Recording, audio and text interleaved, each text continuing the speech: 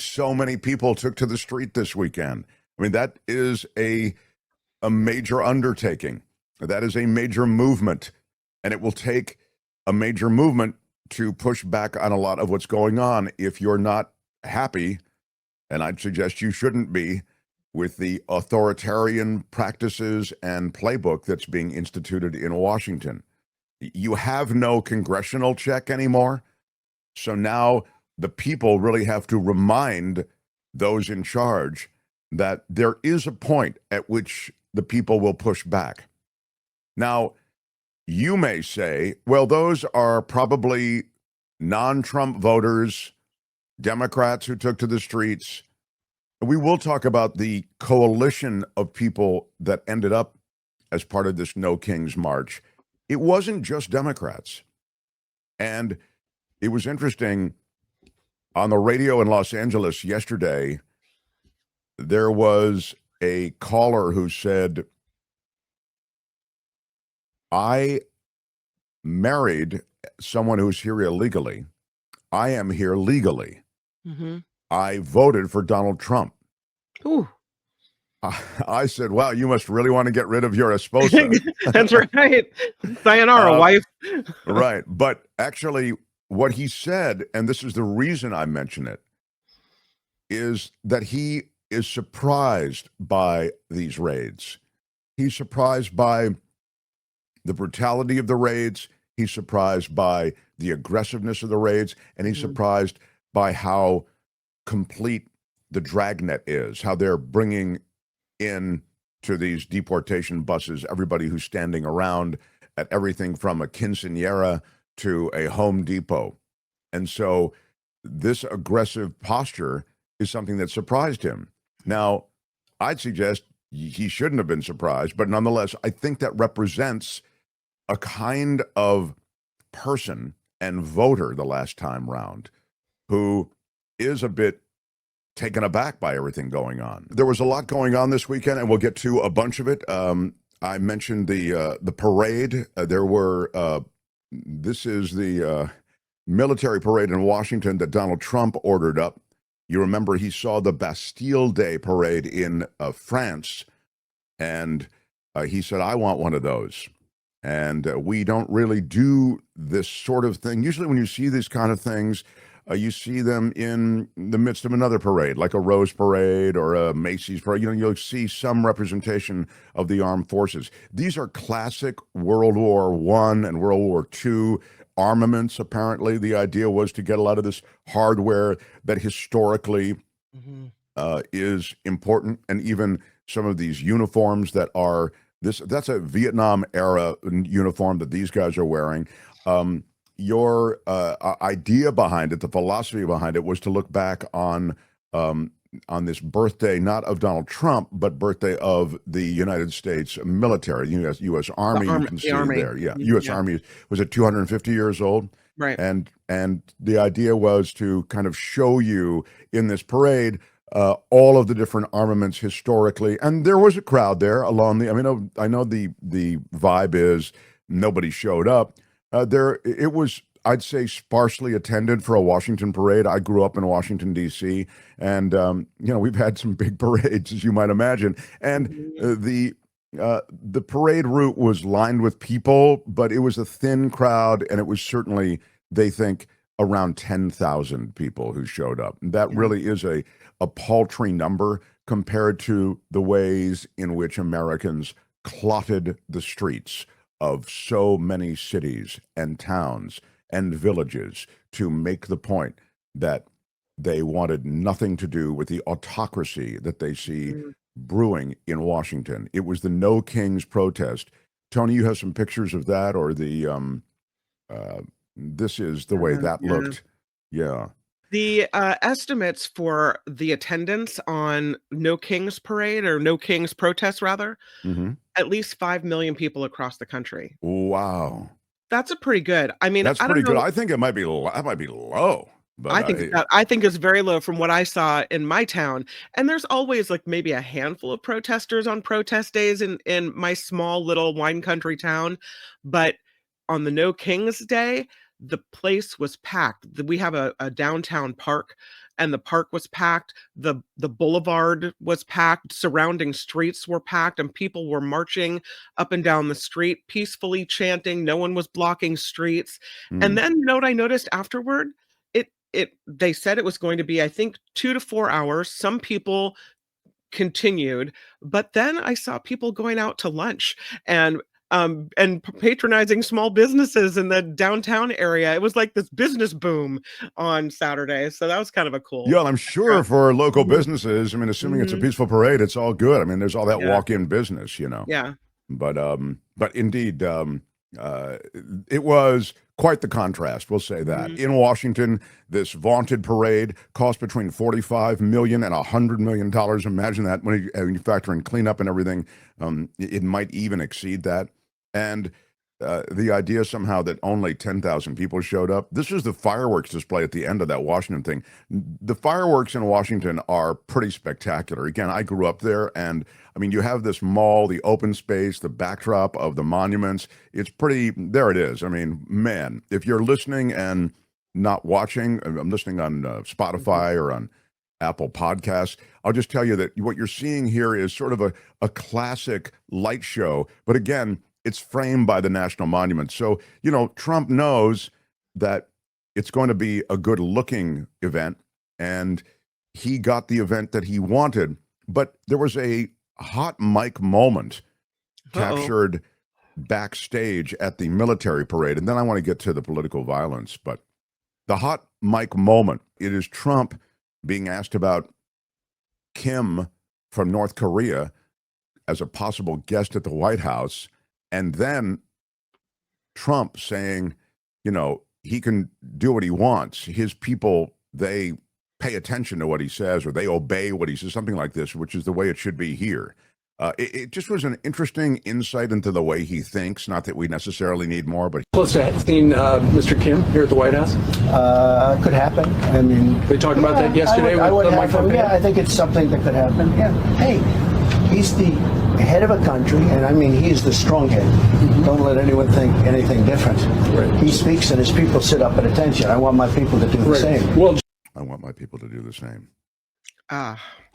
I mean, again, it just is an insight into who he is Well, and guess what he wants. Your people didn't do the same, because across the country, people were rising up against you. And that's what it was, too. If you saw the signs everywhere, the creative, clever signs, they were all like, no Trump.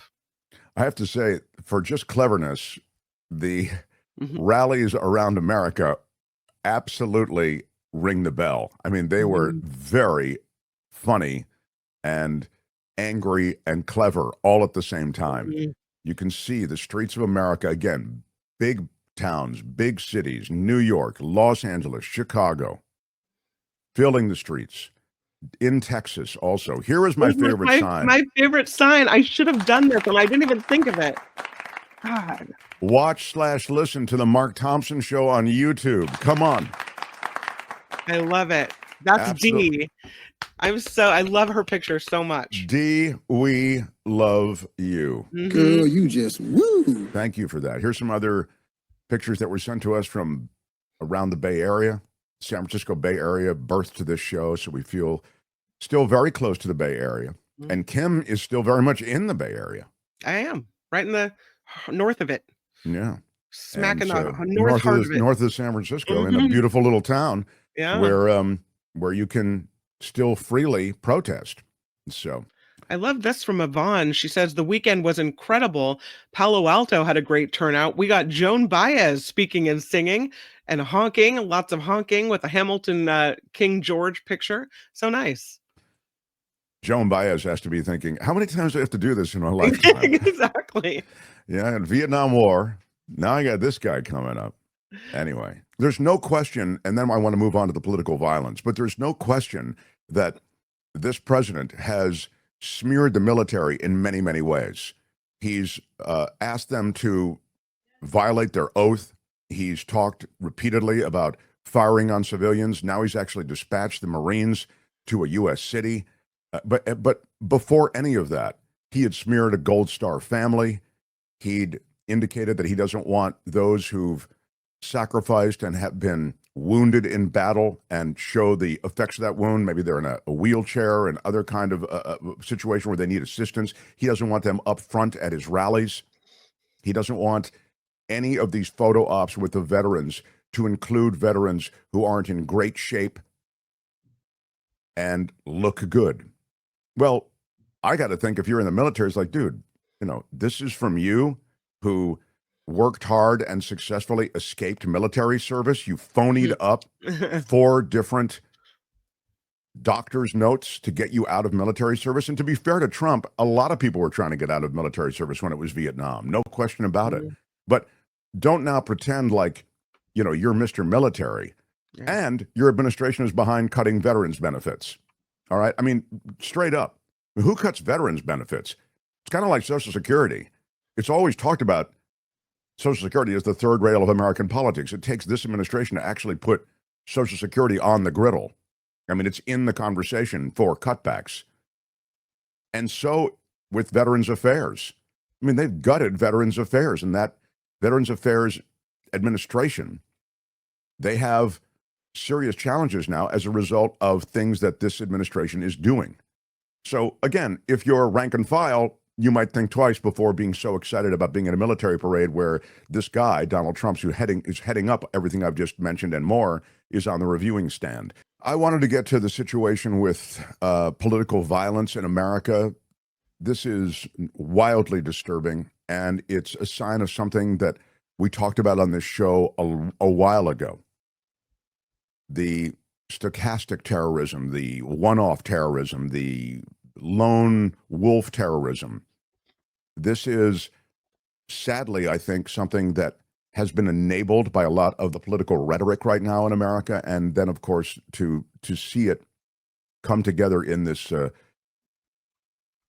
sadly, not only a violent act, but a premeditated act. I mean, this is a plan to knock on a door, take a vehicle that looks like a police vehicle, dress like a police officer, identify yourself as a police officer, and then when the door is open, to commit the kind of violence that was committed over the weekend. It's really shocking and depressing, frankly. I mean, I'm truly despondent over where we are.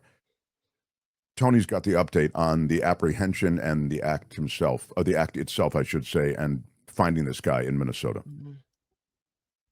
The Minnesota man one sheriff's office calls the face of evil this morning in custody, bringing the largest manhunt in state history to an end. After a 2-day manhunt, 2 sleepless nights, law enforcement have apprehended Vance Bolter. The 57-year-old husband and father now facing state and federal charges for the murders of State Representative Melissa Hortman and her husband and attempted murders of State Senator John Hoffman and his wife. Law enforcement saying the break came early Sunday morning when someone spotted this cowboy hat and black sedan, both connected to Belter, about an hour southwest of the shootings. An alert police officer believed that he may have seen the individual running into the woods. Authorities setting up a large-scale perimeter, saying Belter, who was armed, surrendered. The suspect crawled to law enforcement teams and was placed under arrest at that point in time. Belter's accused of dressing as law enforcement, even wearing this rubber mask and ambushing Democratic lawmakers at their homes early Saturday morning. Senator Hoffman's neighbor heard the attack. I heard pow, pow, pow, pow, pow. I seen a dark black car backing out of the Hoffman's driveway. In that SUV, authorities finding a list of prominent lawmakers who support abortion rights from multiple states, including Wisconsin, Illinois, Michigan, Iowa, and Nebraska. Several lawmakers assigned heightened security, including U.S. Senator Amy Klobuchar, who saw the Hortmans the night before they died. Everyone was rejoicing, happy, the session's behind them, and that was the last time so many of us saw Melissa and Mark. President Trump saying such horrific violence will not be tolerated. Senator John Hoffman's wife saying she and her husband were shot at least 8 times each, saying in a statement from the hospital, "John and I are both incredibly lucky to be alive," adding there is never a place for senseless political violence and loss of life. And back to the search, authorities stressing help from the public played a huge role in Belcher's arrest, telling us they got more than 400 tips in less than 48 hours. Savannah. Good stuff. Thank you.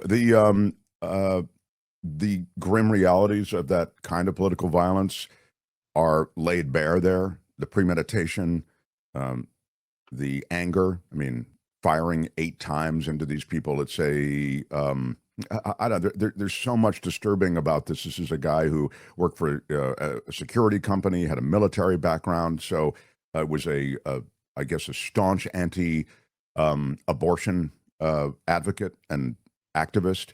And again, he was deeply religious. I saw some video of him, dancing in church and proclaiming a love for Christ, which is, usually not accompanied by the kind of bloodthirstiness that is associated with this political violence. I think the nature of the political discourse in America, sadly, has become so filled with name calling, with a toxicity and a misrepresentation of fact. And I understand that there's always been, since the beginning of the Republic, there has been some name calling, and there has been and maybe even name calling that rivals the kind of name calling that we're seeing today, and just the demonizing of the opposition.